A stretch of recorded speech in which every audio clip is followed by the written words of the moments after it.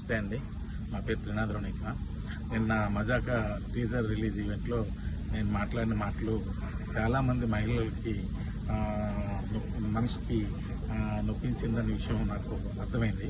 అయితే ఇది అందరికీ చెప్తున్నాను.